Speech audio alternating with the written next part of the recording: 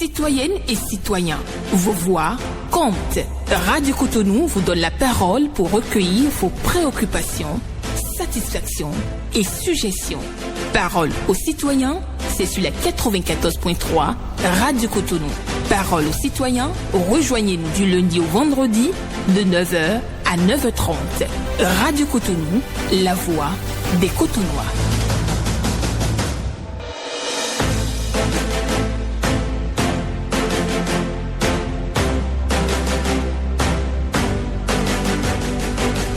Parole aux citoyens.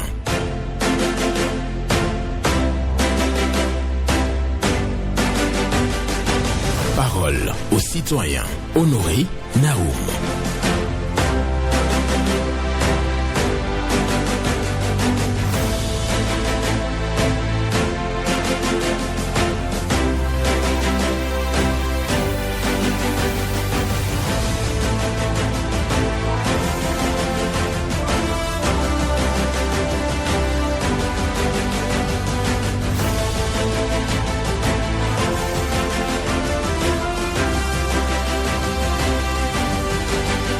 On ne peut guère grandir si on regarde la vie toujours avec les mêmes yeux malgré le temps qui passe. On ne peut guère grandir si on regarde la vie toujours avec les mêmes yeux malgré le temps qui passe. Une pensée de Jacques Nteka Bokolo pour votre méditation ce mercredi 12 août 2026. Bonjour à chacun et à tous et merci d'être au rendez-vous. Déposez ici vos préoccupations, satisfactions et suggestions sur Radio Cotonou 01 68 87 67 00 pour les femmes, 01 50 52 52 73 pour les hommes. Pas d'attaque personnelle. Vous prenez la parole en toute courtoisie sur nos antennes. Ghislain Agbangba assure la mise en onde. Michel Ounou pour le point à la présentation. Honoré Naoum, on ne peut guère grandir si on regarde la vie toujours avec les mêmes yeux, malgré le temps qui passe. Bonne méditation à vous sur cette pensée de Jacques Nteka Bokolo. Auditeur en ligne, bonjour. Bonjour, monsieur Honoré Naoum. Oui, votre nom? Que Dieu et les mains de nos ancêtres soient avec vous là-bas à Radio Cotonou. Amen. Alors, monsieur Honoré Naoum, moi je prends... Rappelez-moi le nom, s'il vous plaît. C'est Tanguy Daniel, c'est ça? Tanguy Daniel de Verdocor. Nous vous écoutons. Oui, je prends votre antenne aujourd'hui, c'est juste pour dire à notre jeune président, l'incontournable président, le premier magistrat de ce pays, de prendre ses responsabilités. Monsieur le journaliste, il est président un point de terrain, il a le bâton de commandement. Qu'aucune institution, qu'aucun homme, aucun citoyen, il est le premier citoyen, aucun citoyen ne vient l'influencer. Il n'a pas démarré pour qu'on puisse savoir qu'effectivement, nous avons pris un jeune président. Les mains de nos ancêtres et Dieu le Tout-Puissant sera avec lui. Rien ne va l'effrayer sur le chemin. Deuxième préoccupation, je vais vers la police de 8e arrondissement. Je n'ai rien compris. Nous sommes en plein chantier dans le pont et Tendéou. Vous voyez, les jeunes dames, il faut que les jeunes dames vendent aux ouvriers pour qu'ils puissent manger. Je ne sais pas pourquoi on vient les casser, ramasser leur manger et envoyer. Ça ce n'est pas sérieux. Nous sommes encore en chantier. Ce n'est pas des routes qui sont déjà en train de passer. Monsieur Honoré Naoum, rentre dans le vent de Tendéou avec de quoi pour voir si on n'est pas encore en chantier. Pourquoi on va renvoyer les bonnes dames alors que les ouvriers travaillent? Il faut qu'ils trouvent à manger. Vraiment, la police de notre pays a le droit de faire et de refaire reculer les bandits, ceux qui prennent les stupéfiants là. Dans le dernier point, au lieu de s'attaquer aux bonnes dames qui essaient de trouver à manger à notre pays. Merci, monsieur. Et bonne journée. Bonne journée. À vous, Tanguy Daniel, qui demande au président Romuald Ouadani de prendre véritablement le commandement et de ne avoir peur de rien du tout. C'est sa manière de voir les choses. Je ne sais pas si le président s'est confié à lui et qu'il a peur de quelque chose ou quoi. En tout cas, il vient à l'antenne donc pour demander au président de la République, le président Romuald Ouadani, de prendre véritablement le commandement, de tracer le chemin pour l'avenir de ce pays. Il va après dans le 8e arrondissement de Cotonou et nous amène donc dans l'avant de Guinléou et dit qu'il y a des policiers qui viennent casser les jeunes dames qui vendent à manger aux ouvriers donc à cause des chantiers qui sont en cours. Donc lui il comprend pas. Il demande aux policiers de laisser les jeunes dames. Auditeur en ligne, bonjour. Bonjour. Excellent journaliste, monsieur Naoum, notre Foucault, sans oublier son technicien Gislain ce matin. Paul Chaudaton. Que Dieu te protège et les membres de nos ancêtres, monsieur Naoum. Amen. Ma première préoccupation de ce matin, je voudrais inviter nos compatriotes à adopter leur culture. Monsieur Naoum, on était en Chine et au Japon avec l'ex-président de la République, Nicéphore Dieudonné Soglo, à son retour jusqu'à ce jour. Il est toujours en Agbada. Les gens doivent se poser des questions. Ils nous ont dit là-bas que nous devons adopter notre culture, parler notre langue, enseigner ce que nous sommes à nos enfants pour être forts dans le monde entier, que d'ici quelques années, ils vont envahir le monde avec leur savoir-faire. Et c'est ce que nous constatons aujourd'hui. Ils sont devenus deuxième puissance du monde. Et nos compatriotes, parlons un peu notre langue. Si l'émission n'était pas en français, j'allais m'exprimer dans ma langue nationale. Ce que nous produisons ici, valorisons ça, notre culture, nos clitors, nos sanguetors, tout ce qu'ils sont en train de faire pour votre pays. Nos repas, les enfants ne savent même pas ce que c'est que l'étoile rouge ni où se trouve Cotonou, nos quartiers là. Pourquoi tel nom? En commençant à enseigner ça à nos enfants et que ça rentre dans notre... Et qu'à l'école, à la rentrée, qu'on enseigne ça à nos enfants et que nous devons être nous-mêmes. Comptons sur nous-mêmes. L'étoile rouge signifie quoi pour nos enfants? Nous avons tous les yeux vers l'extérieur. Monsieur Naou, arrivé à la maison là, allume la chaîne extérieure et allume la chaîne nationale. Vous allez voir où vos enfants vont regarder. Nous sommes où là? On nous a arraché tous nos repas. Donc vraiment, un pays fort, c'est sa culture. C'est ça qui nous a amené à installer le projet Songhai à Porto-Novo pour valoriser notre terre. Merci à vous, monsieur Naou. Paul Chaudaton vous remercie et bonne journée au peuple. Que Dieu nous garde les membres de nos ancêtres. Excellente journée à vous, Paul Chaudaton, qui appelle donc toute la communauté béninoise à valoriser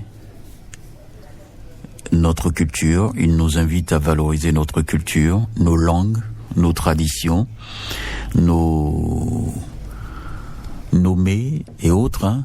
En tout cas, tout ce que nous avons de beau dans notre pays, on en a suffisamment d'ailleurs.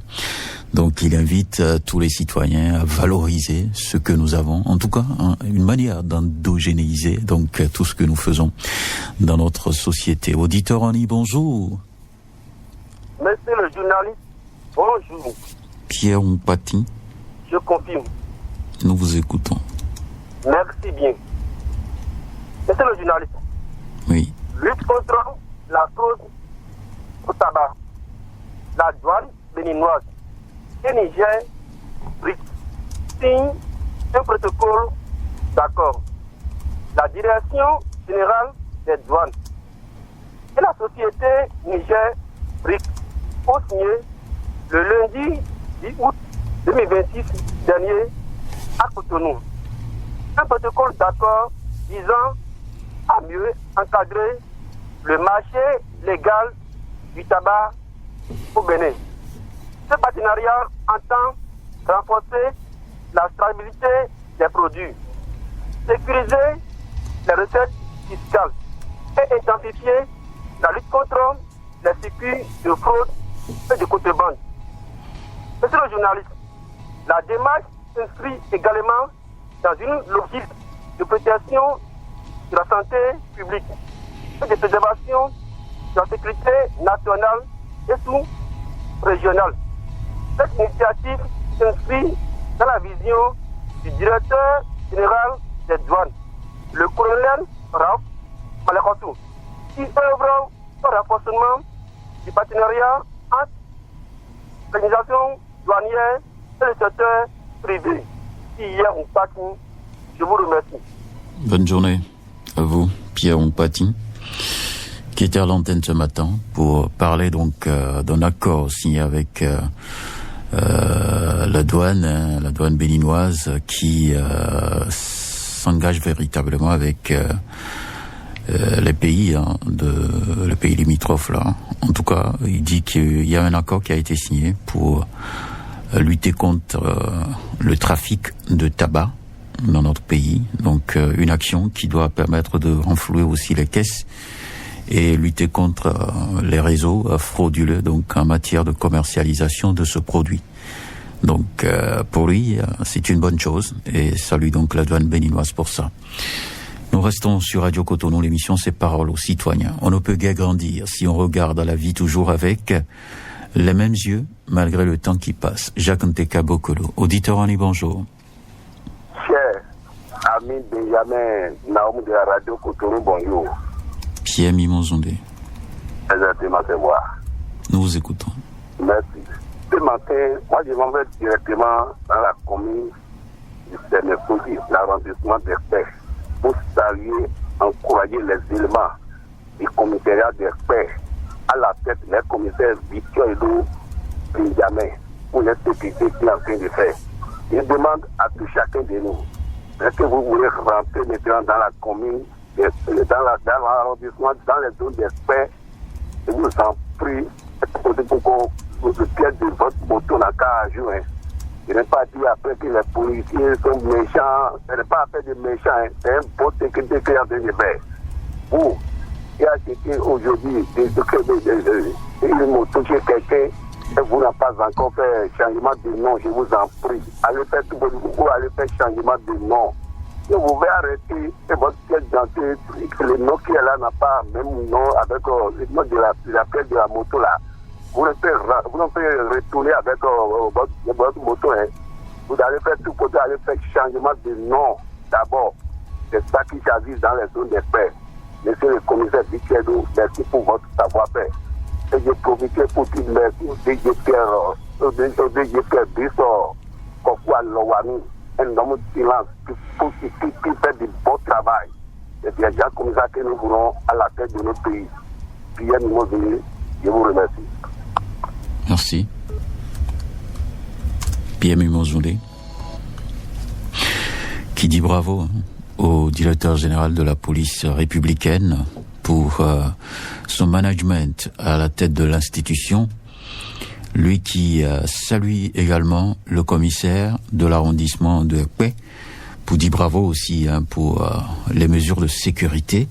Et il invite donc par conséquent les populations, les citoyens ou les propriétaires de motos à détenir donc les pièces à jour. Si vous achetez votre maison, si vous achetez votre moto chez un particulier, il faut donc faire la mutation et détenir vos pièces pour éviter d'être tout simplement traqué par la police. En tout cas, la police fait son job. C'est ce que lui, il dit. Auditeur Annie, bonjour. Bonjour, l'éminent journaliste Honoré Benjamin Naoum. Katajosi sous Maxime. Affirmatif. Nous vous écoutons. Merci d'abord pour votre pensée du jour. Merci à vous. Et je vous remercie encore pour la pensée du jour d'hier, parce que j'ai cherché la nuit, je n'ai pas trouvé. D'accord. Je vais aller rapidement sur une préoccupation. Je voudrais très respectueusement remercier la police républicaine, le commissaire central d'Abomey Calavi et ses éléments. Ils ont été prêts. Et qui vous souvient que sur vos antennes, j'ai dénoncé une zone où il y a les ferrailles où ils font de n'importe quoi derrière la CED. Ils sont allés démanteler ça. Et ils ont renvoyé tout ce qui est là. Je leur dis merci et de continuer comme ça. Si on parle, ils n'ont qu'à nous écouter et faire une attraction et réagir. Je vais aller rapidement à Vida, au poste de théâtre de Vida, et demander quel est le changement. À ceux qui sont en charge du poste de théâtre et aux maires, à qui incombe ce travail, ils n'ont qu'à essayer d'arranger un peu, même s'ils ne veulent pas faire le pavé, d'arranger un peu le passage du test motocycliste. Merci, monsieur Benjamin. Bonne journée à vous. Bonne journée à vous aussi. Katajosi sous Maxime, qui avait donc formulé plusieurs fois une préoccupation sur nos antennes. Il a parlé d'un ghetto qui se trouve derrière CEB Abomey Calavi, donc la communauté électrique du Bénin, son site qui est à Calavi. Et donc, il dit, finalement, la police est allée donc mener une action de démantèlement de ce ghetto-là. Et vient à l'antenne aujourd'hui pour dire merci à la police qui a fait ce travail de démantèlement de ce ghetto. Et il nous envoie également sur la route qui mène vers Ouiga et dit au poste de péage, la piste cyclable reste toujours dégradée. Il va falloir donc organiser la réflexion. Auditeur en ligne, bonjour. Oui, bonjour monsieur le journaliste. Oui, votre nom? Monsieur Léon Kodjovi-Kapo. Je vous appelle depuis Akassa. D'accord. Essayez de parler un peu plus fort. Léon Kodjovi-Kapo. Monsieur Léon Kodjovi-Kapo, je vous appelle depuis Akassa. D'accord, nous vous écoutons. Monsieur le journaliste, j'ai dit cette publication aujourd'hui. Et c'est pour la première fois que je vous appelle. D'accord, c'est un plaisir. J'ai voulu chercher le numéro. Effectivement, je l'ai dit aujourd'hui. D'accord, c'est bon. J'appelle, je vais envoyer un message au niveau du président de la République.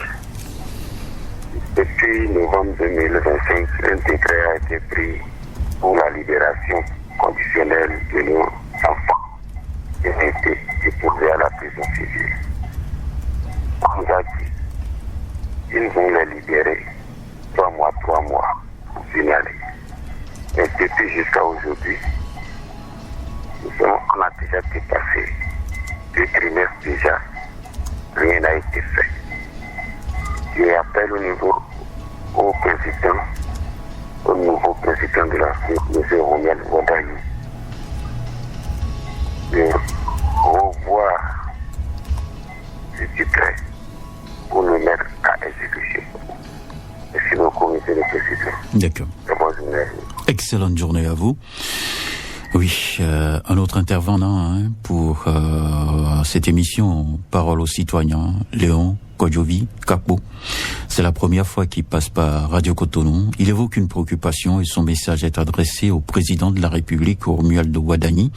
Et il nous dit tout simplement que normalement il y a un décret de libération conditionnelle de certains citoyens et il dit que pour la mise en œuvre, ce qui a été annoncé, c'est que chaque 3 mois, on va libérer une vague. Mais jusqu'à présent, rien n'a été fait. Donc il demande au président de la République de reprendre ce dossier-là en main, de donner les instructions appropriées pour que ceux qui doivent bénéficier de cette libération conditionnelle puissent retrouver la liberté pour le bonheur de leur famille. Auditeur en ligne, bonjour. Monsieur le journaliste. Oui, votre nom?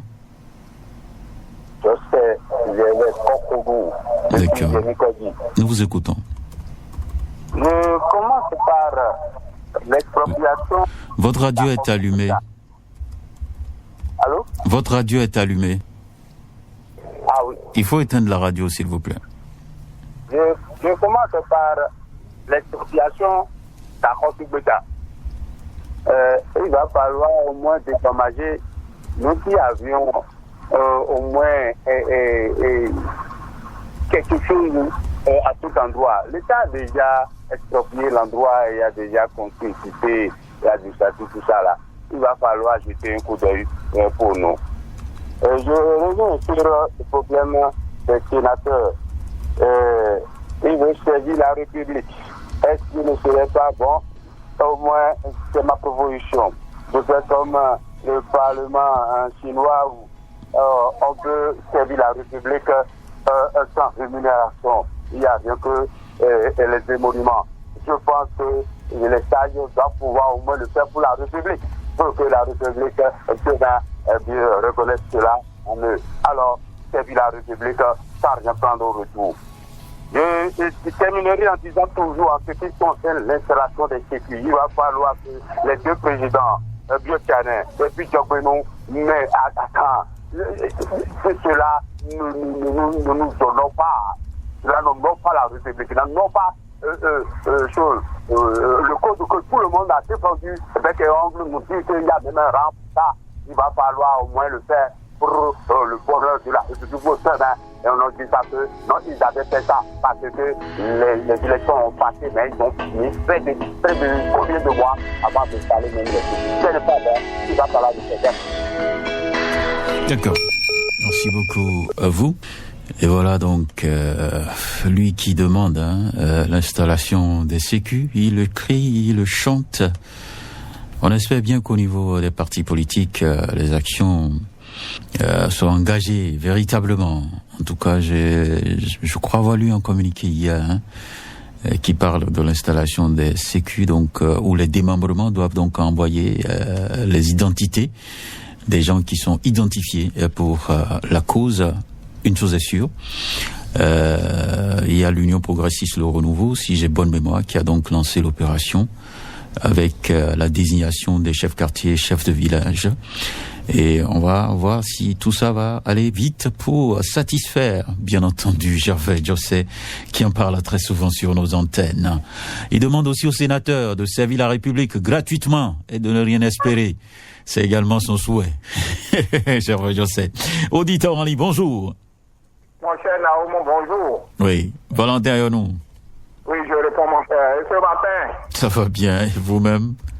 Oui, bon, on rend grâce, hein. D'accord. Oui. Votre voix nous donne plus de vigueur. Merci beaucoup. Oui. Nous vous écoutons. Bon, ma toute première préoccupation, mon cher Naoum, je vous ai dit, nous rentrons un peu dans l'administration publique. Et vous savez, aujourd'hui, nous remarquons que l'administration publique est en train de se vider progressivement de son personnel administratif. Depuis quelque temps, on ne recrute plus dans l'administration publique et nous avons enregistré ces derniers temps un nombre important de départs à la retraite. Et d'ici 5 ans, mon cher Naoum, l'administration sera considérablement vidée de son personnel. Alors, nous voudrions demander au gouvernement de penser à recruter du personnel dans l'administration publique. Et dans le même temps, de revoir l'âge de départ à la retraite du personnel administratif, surtout la catégorie D. Il passe pratiquement la retraite à l'âge de 55 ans. On remarque dans ce personnel, mon cher Naoum, que les gens ceux-là qui appartiennent à la catégorie D, ils partent à la retraite tout jeunes. Ils sont encore là pour servir encore leur nation, mais à cause de l'âge de 55 ans, ils sont hors du jeu, ils partent à la retraite tout jeunes, alors qu'on peut les utiliser encore pour un temps encore. Moi, je voulais tout simplement demander au gouvernement et aux députés de revoir les textes qui régissent l'âge de départ à la retraite, surtout pour la catégorie B. Voilà ma seule préoccupation de ce matin, je vous donne l'antenne. Voilà, merci beaucoup à vous. Valentin Yonou qui parle d'une administration publique vieillissante où on note donc des départs à la retraite. Il demande à l'État de lancer d'autres processus de recrutement pour renouveler donc le personnel avant le départ des seniors qui sont en train de partir. Et il dit encore qu'il faut revoir l'âge de départ à la retraite pour les agents de la catégorie D parce qu'il y en a qui vont à la retraite à l'âge de 55 ans. Alors qu'ils ont encore beaucoup de choses à donner. C'est ce que dit Valentin Yonou pour la République. Il faut essayer de relever un peu le niveau. Je sais pas là où il veut qu'on aille, si c'est 60 ans ou bien 65 ans. Les autorités de notre pays vont apprécier bien entendu votre préoccupation. Le dernier intervenant avant de partir, bonjour. Monsieur Honoré Benjamin Naoum, bonjour. Hugues Povy. Merci mon frère, soyez béni. Nous vous écoutons. Monsieur Honoré Benjamin Naoum, l'État est une continuité. Et l'État, lorsqu'elle prend des décisions, nous souhaitons qu'elle les applique. Je veux prendre l'exemple du sniper. Comment est-ce qu'il y a le suivi par rapport à ça? Allez, je suis à Savalou, j'ai constaté que le sniper continue de circuler en tension. On ne va pas prendre des arrêtés et s'arrêter uniquement qu'à Cotonou. Non, nous avons nos parents un peu reculés dans les villages. Mais est-ce qu'ils ont les informations? Je ne pense pas qu'ils ont les informations puisque ça circule toujours. Le sniper passe par Kéti pour rentrer à Savalou. La douane fait quoi? Les gens vont acheter ça et commencer par les vendre, on va encore les arracher ça. Il faut interdire complètement. Ça passe par les frontières. Je quitte là rapidement, monsieur Honoré Benjamin Naoum. Vous êtes journaliste, nous sommes auditeurs. Nous devons nous entendre. Si nous ne nous entendons pas, ça va créer un problème. Nous remarquons qu'il y a des journalistes qui ont l'habitude de nous casser la bouche. Lorsque nous venons faire nos grognes, c'est une inspiration que nous avons. Ne nous éteignez pas cette inspiration-là. Ah bon? Si vous éteignez l'inspiration, vous ne pourrez pas entendre ce que nous pensons. Même si vous prenez la parole et que ce que vous dites là amène à réfléchir, on ne doit pas vous interpeller. Non, je n'en dis combien pas. Ça dépend. Vous avez peut-être la manière, mais d'autres n'ont pas la manière. C'est de ça que je parle. D'accord, on a compris. Merci beaucoup. On va chercher la manière pour vous satisfaire. Auditrices et auditeurs, c'est fini pour aujourd'hui. Nous allons tout simplement dire ceci. On ne peut guère grandir si on regarde la vie toujours avec les mêmes yeux, malgré le temps qui passe. C'est une pensée de Jacques Nteka Bokolo. Je vous souhaite une bonne méditation.